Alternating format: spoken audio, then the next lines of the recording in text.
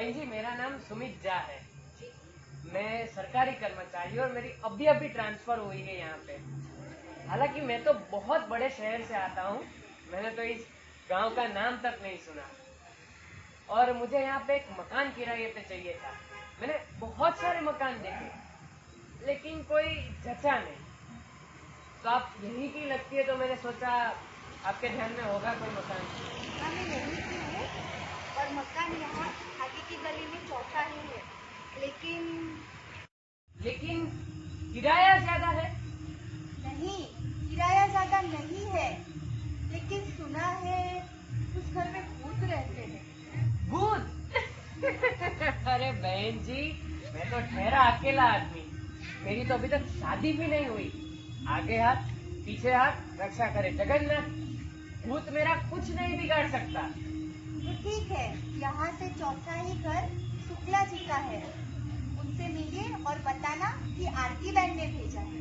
ठीक है बहन जी।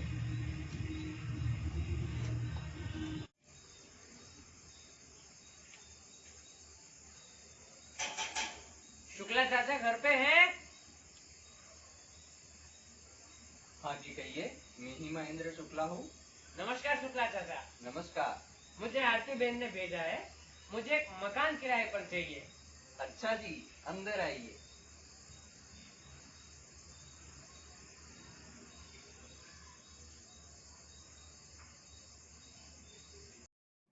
सुमन, जी जरा पानी लाना।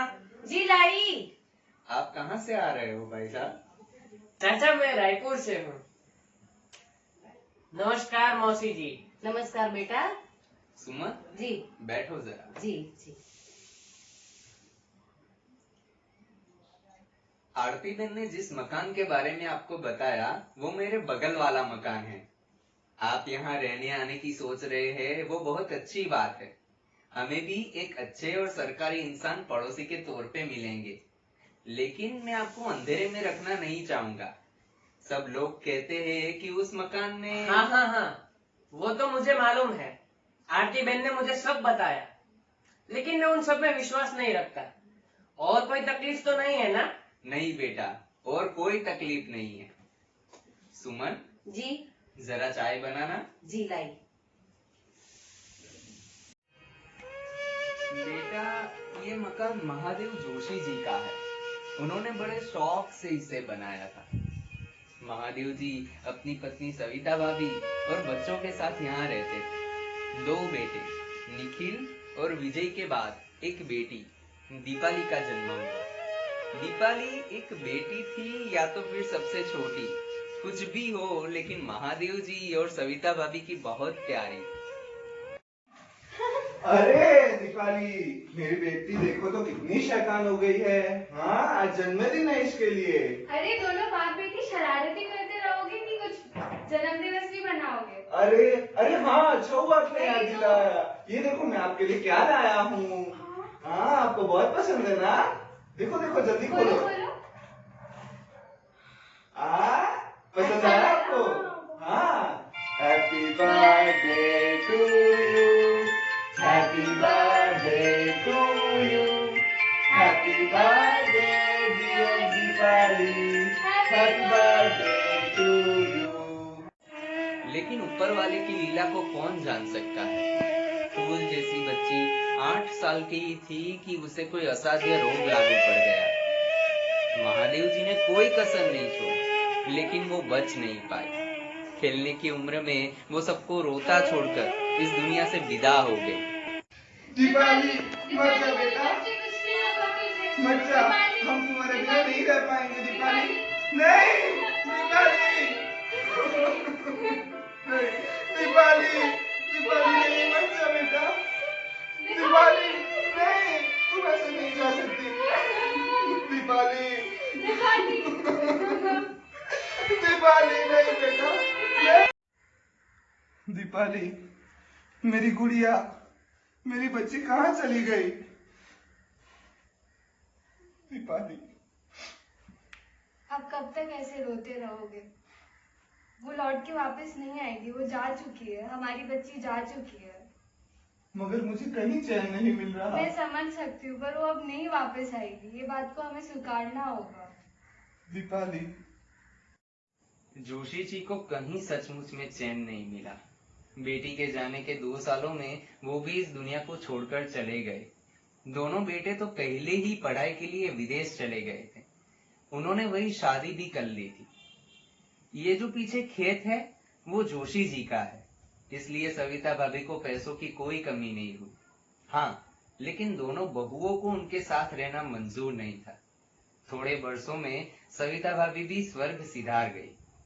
फिर बहुओं को आपस में जो जो चाहिए था वो बांट लिया।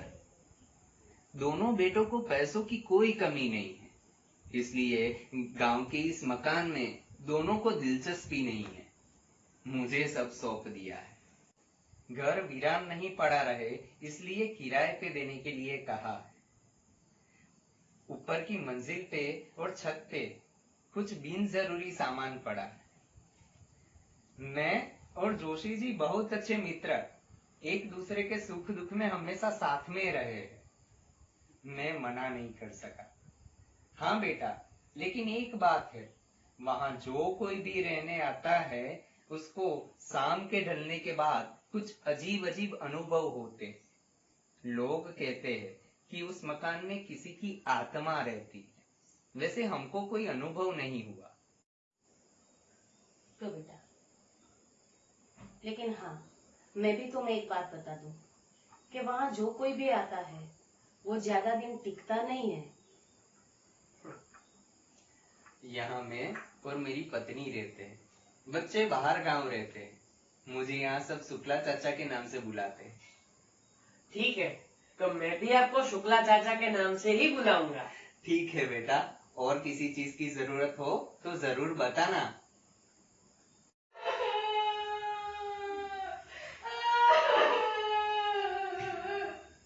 ये आवाज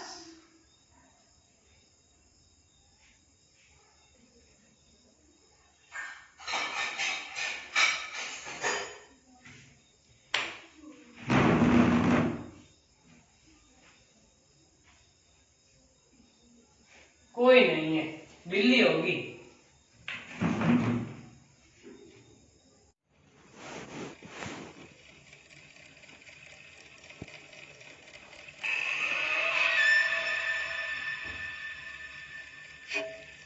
ये कौन था?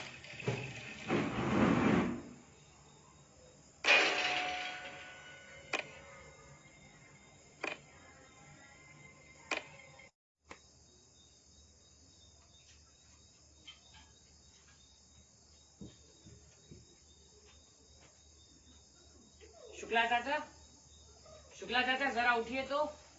शुक्ला चाचा, सुमन मौसी, सुमन मौसी, मैं।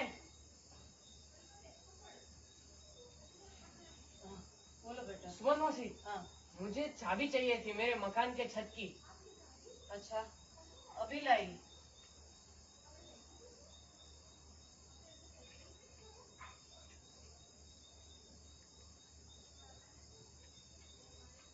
और हाँ मौसी, मौसी, हाँ, आते वक्त टॉर्च भी ले आना, क्योंकि मैं अपने सामान में भूल गया हूँ।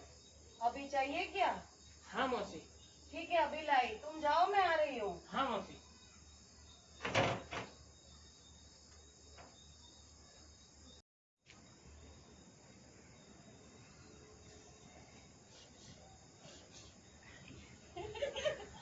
मेरी गुड़िया, मेरी गुड़िया को गुड़िया मिल गई। दीपू, देख तेरी गुड़िया मिल गई। कितने सालों से नहीं मिल रही थी ना, अब मिल गई। देख देख देख तेरी गुड़िया।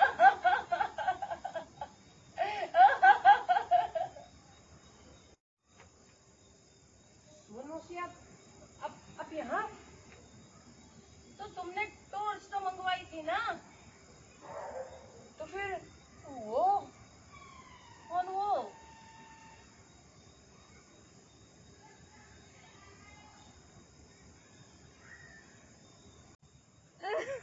मेरी बच्ची, मैं आ रही हूँ तेरे पास तेरी गुड़िया लेकर। मैं आ रही हूँ।